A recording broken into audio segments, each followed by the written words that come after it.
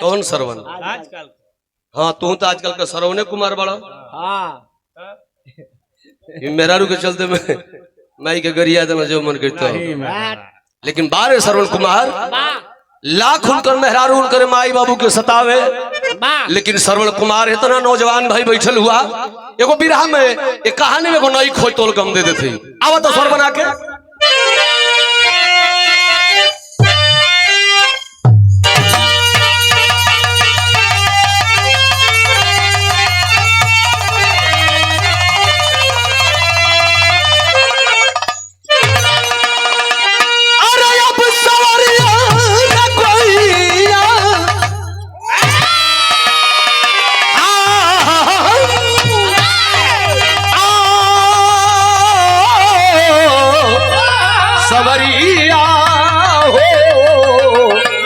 बोले बाबा जोगिया हो राम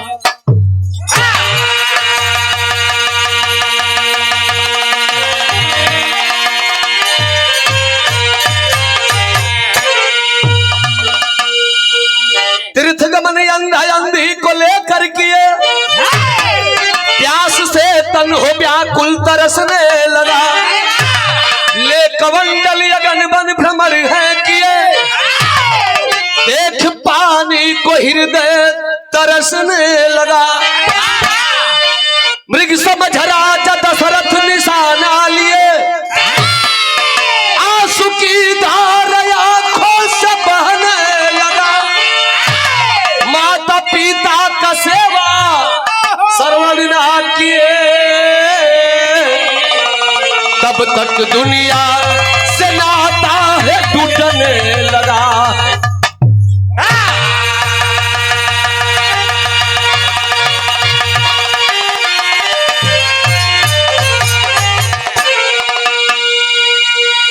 ए भैया तनी कहानी समझ रह जाई चौथापन चलता श्रवण कुमार के माई बाबू को नाव का रहल उद्यान ऋषि चंद्रकला पिता का नाम उद्यान ऋषि माई का नाम चंद्रकला जबकि दोनों प्राणी देखो वो कहानी आज हम देखल तो की बलिया का बलिया से आगे कोनो गांव में का यादव परिवार का कहानी चुकी पति भी विकलांग औरत भी विकलांग मैंने दोनों अपाहिज हुए भगवान दोनों लोगों के बीच में 1.5-2 साल का लड़को दिले रहा लेकिन वह बेचारा के लेके बलिया हॉस्पिटल में लोग आवत रहे रास्ते में उस बेचारे की मौत हो गई। तो देखो हो भैया वैसे ही दोनों प्राणी अंधा हुआ उद्यान ऋषि भी अंधा चंद्रकला उनकर मेहरारू भी अंधी लेकिन दोनों प्राणी अपना बेटवा से कहल कि बेटा हर इच्छा के पूरा कर देला। इ नौजवान भाई लोगन के सीख बदई बिरहा गावती हमने की इच्छा के पूरा कर दिला लेकिन अंतिम इच्छा के तनी तीर्थ यात्रा करवा देता अच्छा मन में कष्ट भइल रामायण भैया श्रवण कुमार के लेकिन कहल कि माई बाबू की बात के टारम ना टावर बना के लेके चलन है तब बिरहा में एक लाइन गजल लगत बा कौन गजल बा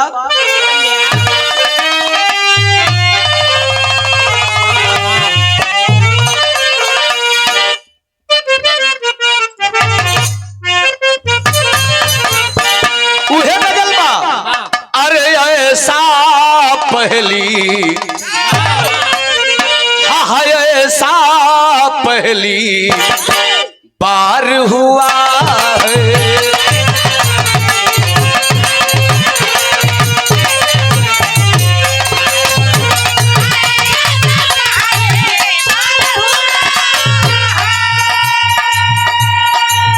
ऐसा पहली बार हुआ है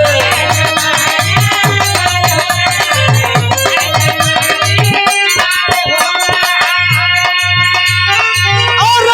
ऐसा पहली बार हुआ है। ए भैया लोग कविता जी हम जानते हैं 1 महीना पहले तो बड़ा दिक्कत में रहलू लेकिन अब ठीक बारू हमको किसी से हाय हो अरे हमको किसी से प्यार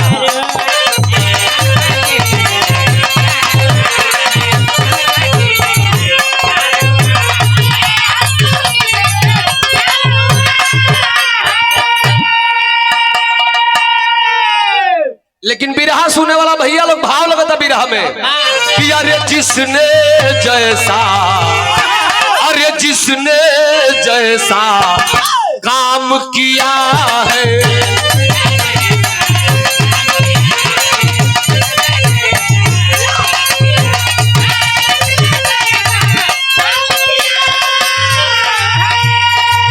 जिसने जैसा काम किया है,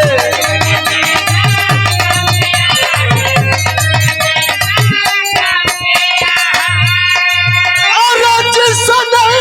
जैसा काम किया है, कहे भैया लोग उसने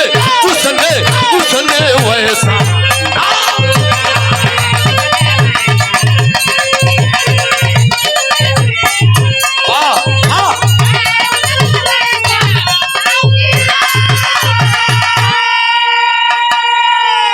लारे लारे लारे लारे लारे लारे लारे ला। पावर ब्रेक वाला 60 काट लेते हैं।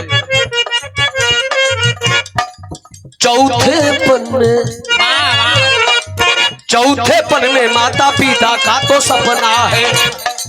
करा दो तीर्थ बेटा तू सहारा अपना है, उठाकर कांवर।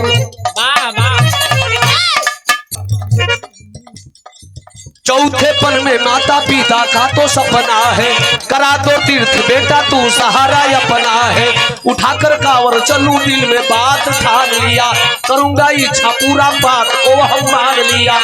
जंगल के अंदर एक तालाब पास आए हैं, मृगा समझ के दशरथ बाण को चलाए हैं। अब जो पहला नंबर होला तो पावर ब्रेक में चला जला हली हुली बगल में कलाकार के बैठ जाओ तो चाहे कि 10-5 मिनट में समय देखो नंबर दे दो। चौथा पन चला था श्रवण कुमार अपने माई बाबू के कांवर में बैठाई के लेके तीर्थ यात्रा करा बदल जात हुन। घमघोर जंगल पड़ल बा, रास्ते में प्यास आप लोग जानत थे ये बिरहा में को नई खोजी है मिल जाई कि श्रवण कुमार जो मर गए तो कवंडलवा का पनिया का भइल, पनिया बोल कवंडलवा तलबवा में जो घड़घड़ाहट कवजिया भइल जो ना से सुने में आवेला कि राजा दशरथ जी बाण मरलन तो पनिया का भइली है खोज बा बिरहा का। जंगल के अंदर गईलन, दोनों प्राणी पानी मंगलन, अपना माई बाबू के पेड़ के डाढ़ में टांग के वो कांवर के पानी खोजे लगलन। कवंडल के ले जाके तालाब में बुरलन, घड़घड़ाहट का आवाज भई, शब्द वेदी भाण मरलन राजा दशरथ जी आह आह का आवाज गई के। जब श्रवण कुमार गिर गिलन, राजा दशरथ पहुंचल कहला कि भैया के हुआ, हमसे अनजाने में तो गलती हो गई। हाथ जोड़ के श्रवण कुमार कहला कि अरे गलती का भइल, तू हमारी जिंदगी ले लेला, हम जियब ना है, लेकिन है पानी ले ला ले जाके हमारे अंधान धी माई बाबू के पियाई दिया। बिरहा सुने वाला भैया बाबू कलाकार के हो बड़ ना होला, बड़ आप लोग हुईला कि निक जबुन जोन कलाकार गावेला के बैठ के आप सब सुनीला। हाई देखा राजा दशरथ जी के सामने श्रवण कुमार का जब दम टूटल, श्रवण कुमार कल के ले जा पानी हमारे माई बाबू के पियाई दिया। बिरहा सुने वाला भैया लोग कवंडलवा का पनिया लई के राजा दशरथ उद्यान ऋषि चंद्रकला के लगे जब इलन है, दूरवे से हाथ जोड़ के राजा दशरथ वो अंधांधी से को बात कल नकली श्रवण कुमार बन के राजा दशरथ बोलत अरे बोलला से पहले तर्ज बा, कवन तर्ज बा?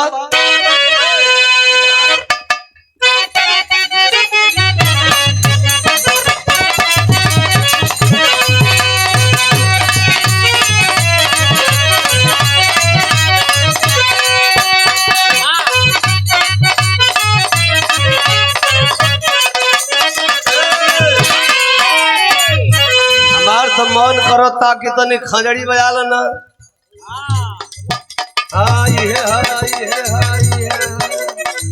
उहे दर्द बा। अरे यह पार गंगा माई हो, यह पार गंगा माई हो, ओह पर जमुना हो।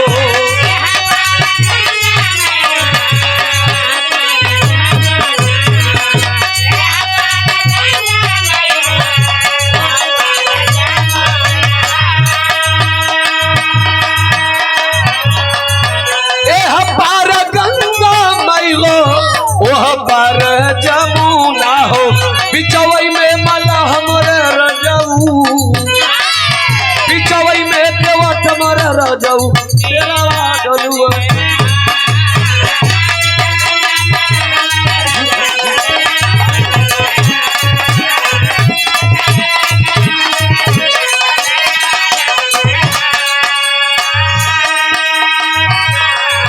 लेकिन भाव लगल बा बिरहा में हो भैया पनिया पिया में चलल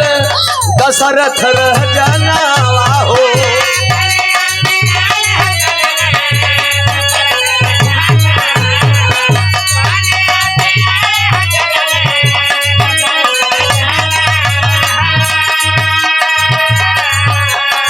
अरे पनिया पिया में चलल दशरथ रह जाना हो जाई के बनेलन बाबूजी पनिया पीला हो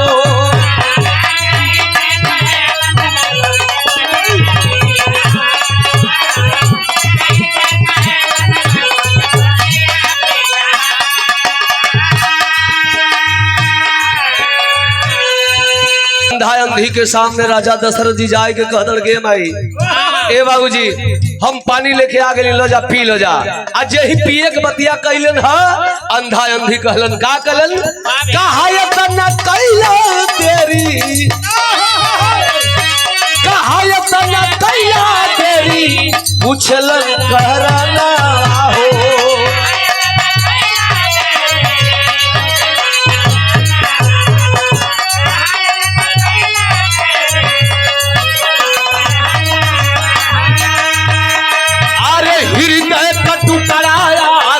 गोदिया मिला हो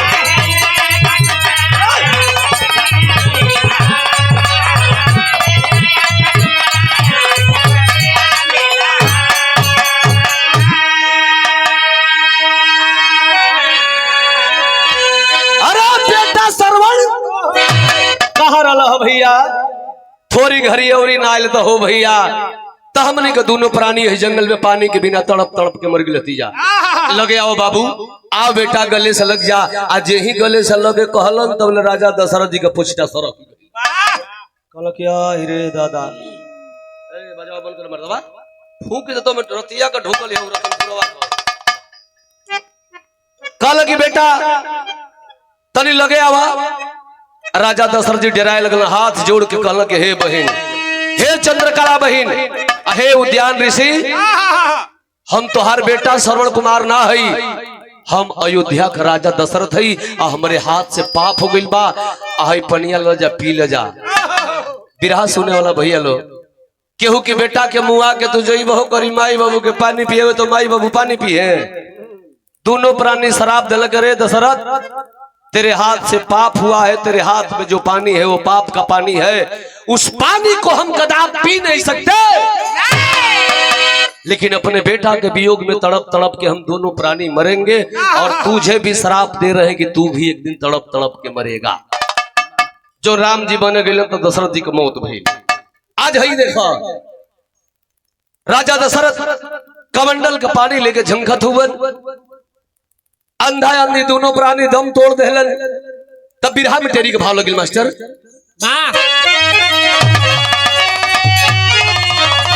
अरे अवध के राजा लेके पलिया अरे ढूंढने चले कहां पर मिली महारानिया अब हम का करी इत बहन बहनों ये दोनों हमार मर गई भयने मरिए गई हमारे हाथ से पाप हो गई भाई पाप का पानी हो राजा दशरथ जी सोचा थाड़े तब तक आकाशवाणी हुई कि दशरथ तेरे हाथ में जो पानी है उस पानी को कहीं पवित्र जमीन पर मत गिराना नहीं तो अनर्थ हो जाएगा उस पानी को ऐसे स्थान पर गिराना जहां की धरती मैया रसातल की ओर हो रोज बरोज हत्या मर्डर बलात्कार होता हो वैसे धरती पर उस पानी को गिराना जहां पाप होता हो राजा दशरथ जी पानी लेके झंखतड़न अब तो एगो मार्केट कर अब लेकर वाली धुन लागिल ना कौन धुन बा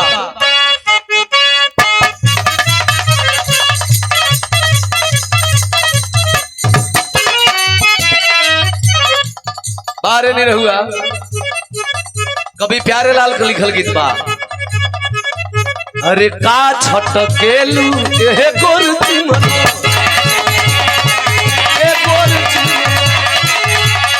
ए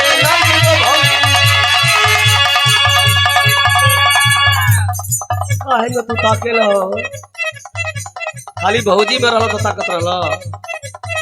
अरे का छटकेलू ए गोरती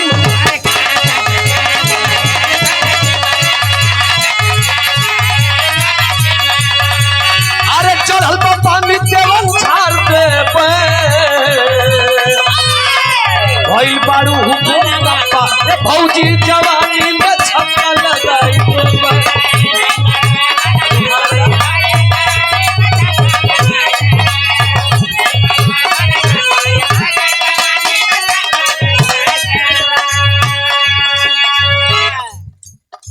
राजा दशरथ कमंडल का पानी लेके जाता है दोनों जना यानी राजा दशरथ जी कमंडल का पानी लेके जाता है। पापी धरती ना ही मिलल कविता जी तो मिल गए लिखे नारद जी कल के नारायण नारायण दिलदार नगर से यहाँ कहा जा रहे हैं। राजा दशरथ जी हाथ जोड़ के कहना बाबा हमारा हाथ से पाप हो गई बा हमारे हाथ में जो पानी है पाप को पानी हो का करी पापी धरती खोजत नहीं मिलत नहीं खे कहीं पापे नहीं खे हो। नारद जी कहल हम चली कहल कि बाबा तू चल चल तो गप दिन मिल जाई भइल का तो दोनों जना एक साथ भइले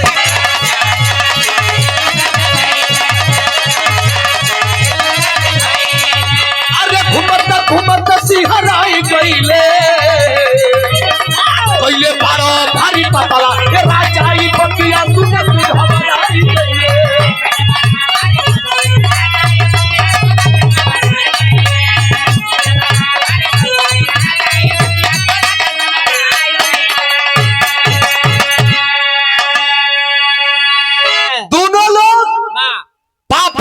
खोजे लगलन धीरे धीरे धीरे धीरे हिंदुस्तान का भ्रमण करत यही हरियाणा के धरती के ओर दोनों जना पहुंचलन। आप पहुंचलन तो भइल का मास्टर तरज बदल गई।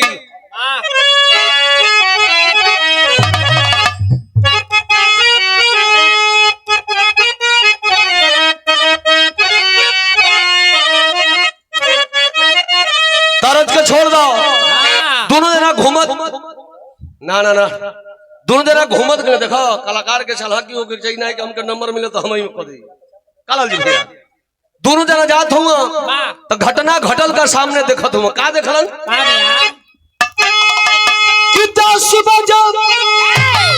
अरे दुनिया के देखल घटल एक घटना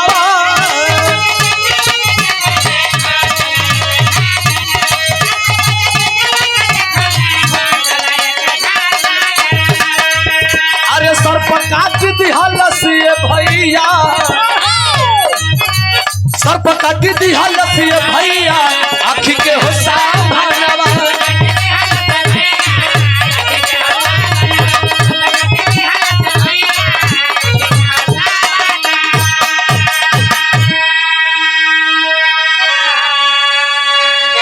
दोनों लोग जात हुए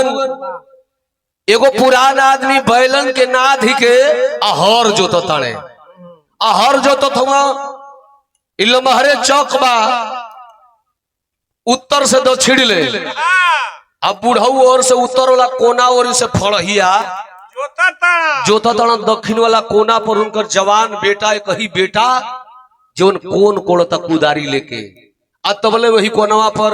एगो सरप का बिल रहल वही बिलिया से सांप निकलल लड़िकवा के गोड़वा में काट दिहल लड़िकवा मुंह से गाज फेंके लगल। वही समय नारद जी दशरथ जी दोनों लोग पहुंचलन कहल कि बेटा का भइल कहलस कि बाबा हे बिलिया से सांप निकलल ह काट के फिर लुकाई गई हम जियब ना बाबा हमार शरीरिया डूबत उतरा थे बाबा इतना विषैला सांप रहल कि मात्र 2 मिनट के अंदर ही वो लड़का का दम टूट गई। दम टूटल नारद जी दौड़ल हरवाहा के लगे गए कहल भैया भैया भैया बैलन के रुका कहल काहे रुकी कहल कि भैया वही कोनवा पर देखा तो हर लइकवा सूत गई ओके सांप काट दिले बा तो हर लइका मर गई भैया हरवाहा कलश के बाबा वो काल के ना बुझाइल बिना समय का काट के हमारे बेटवा के मुआए दहलस तो काल नियर हमहू पागल भइल बानी कि बिना समय के हम बैलन के खोल दई हम हर तबे खोलो जब सूरज भगवान कपार पे आ जाइए हम काल साला नहीं पागल बानी। नारद जी कहला कि दशरथ एगो पापी मिलल लिस्ट में नाम एकर चढ़ावा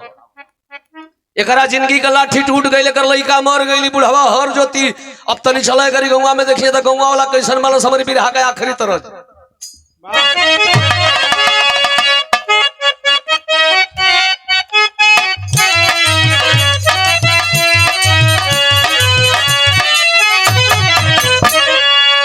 उहे तरजबा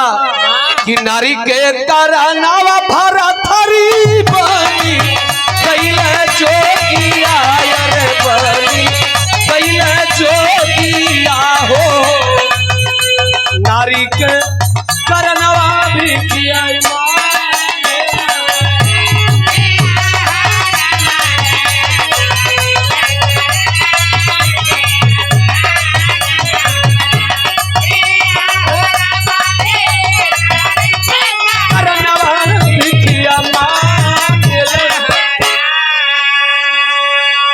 करत मन विचार चलल नारा बाबा भानावा रे नारा बाबा भानावा हो दशरथ से कहे विचार लियरा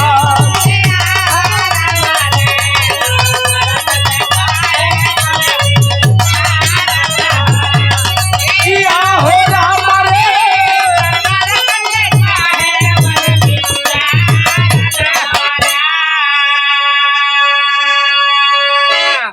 नारद जी समझावत लेके जाते दशरथ जी के गांव के गोड़ा जब पहुंचलन तो देखलन का कि बड़ा सुंदर सोरह सिंगार से सजल एगो नई नवली दुल्हन हाय हाय हाय हाय खाना लेके ओहर से आवतिया आ दोनों जना जब पहुंचला हो लड़की के लगे कहला कि बेटी ई कहाँ जाता रू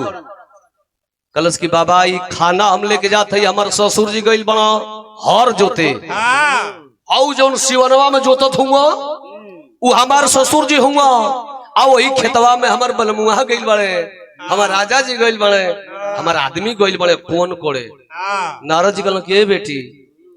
तोर बुढ़ावा तो ठीक बा जोता तो बढ़िया चास लगा के लेकिन ए बेटी और जौन तुहार अदमिया बा मर्दा के सांप काट दिल सो जिंदा नहीं खू लड़का मर गए बाबा ऊ ते बाबा हम तो खानावा दोनों जना के ले रही ए बाबा का करी कपड़ा पर भारियो लागता अच्छा रुका बाबा रुका बस गप दिन खानावा उतरलस आ खानावा आधा बांट देलस आ बांट के आ बैठ गेल चुका अरे वाह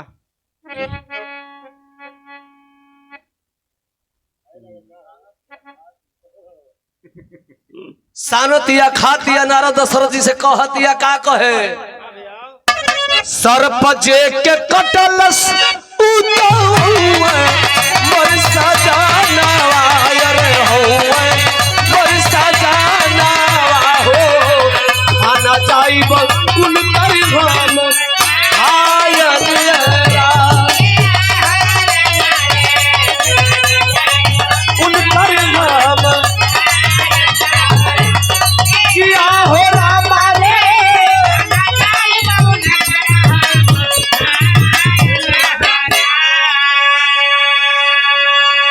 खाना ना खा लेलस हाथ धोलस आ जो आधा खाना बचल बा बूढ़ऊ के लेके चल देलस कपार पर थरिया देलस बल्टी में पानी हेले के जात है नारद जी कहल के दशरथ अब बहुत पवारा नहीं खे मारे के अब बहुत घूमे के नहीं खे उ बुढ़वा का लइका मर गइलू हर जोतता आयकर मंगिया धोआ गई तो गोप गोप कावरा खींचत एगो काम करो कि अब यही का संग धरो आगे आगे वो खाना लेके जाती है पीछे से नारद जी दशरथ जी दोनों लोग चलन बिरहा में अल्लाह लग गई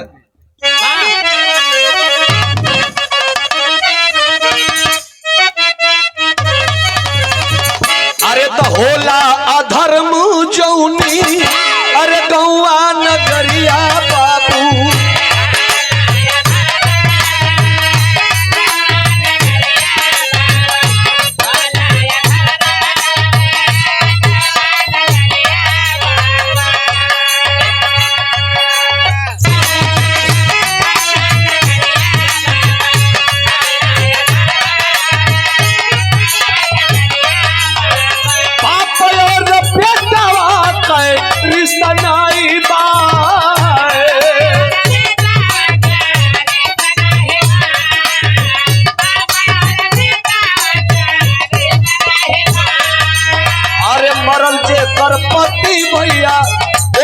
उजरिया सुना।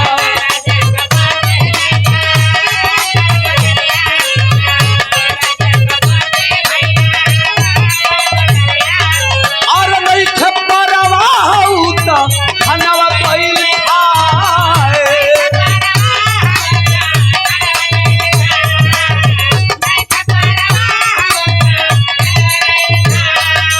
और कवले नारदा बोले दशरथ से बतियाए भैया।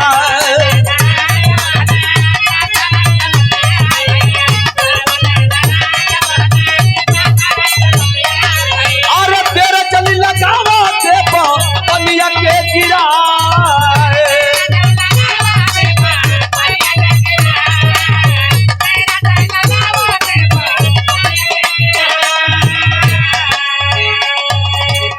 ए भैया आखिरकार जाके अपना बुढ़ऊ के उपतोहिया खाना खियावतिया, सर समाचार करतिया। आ वही खेत के बीचों बीच में जाई के नारद जी और देख जेके हम प्यार से गुरु मानिला,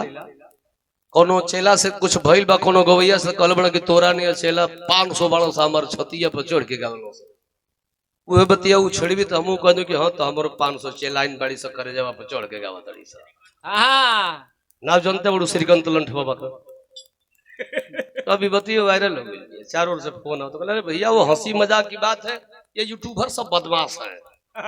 ये डाल दे रहे तो हम लोग क्या करें। हाँ तो डालने मत दीजिए, नहीं अटपटा मत डालो, कलाकार कुछ हंसी देखा लो तो लोग कुछ खींचता रहे तो हमने के बोलत नहीं खींचा, ऐसे कि तो लोग कमा लोग हम लोग कमाई जा, हमने मान लो कि छोट कलाकार के तो लोग प्रचारक बढ़ जा, कम से कम संभार के 2 जून के हो गई रहा हमारा गाँव बुढ़ाऊ पतोहिया बतियावत लोग बा। नारद जी समझा दे, दशरथ जी वही खेत पे पानी गिरा देलन, पानी गिर गई भइल का हाई देखा पानी तो गिर गई, लेकिन पानी गिरल धीरे धीरे समय आई द्वापर युग, महाभारत की लड़ाई लगी। अब महाभारत का जब लड़ाई लगल तो पनिया जहां गिरावल गए सवाल कर सकेला आप केहू गवैया से केहू श्रोता से, पानी जहां गिरल वो स्थान कौना नाम से जानल गई, खड़ी के भाव बा।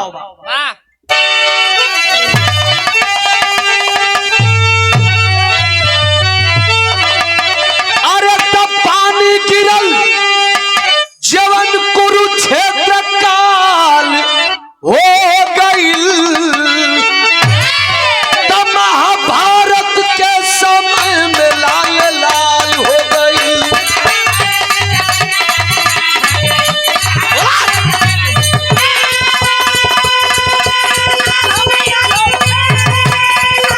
बहादुर जियो जियो।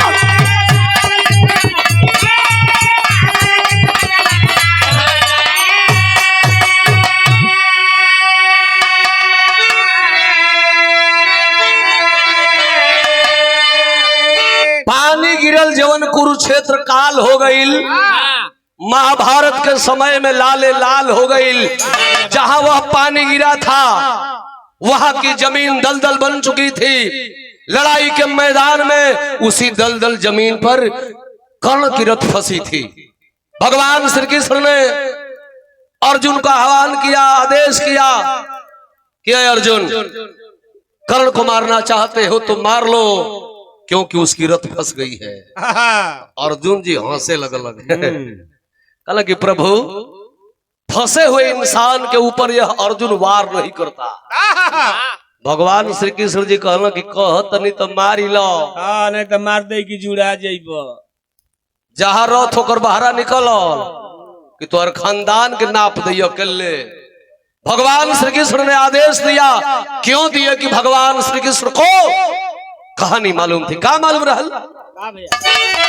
कि सारथी बन के कृष्ण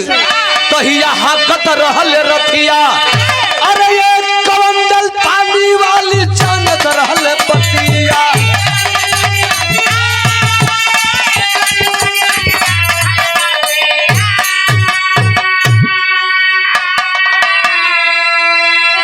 अरे कर्ण फंसा दलदल में कृष्ण के जाल हो गई। महाभारत के समय में लाल लाल हो गई।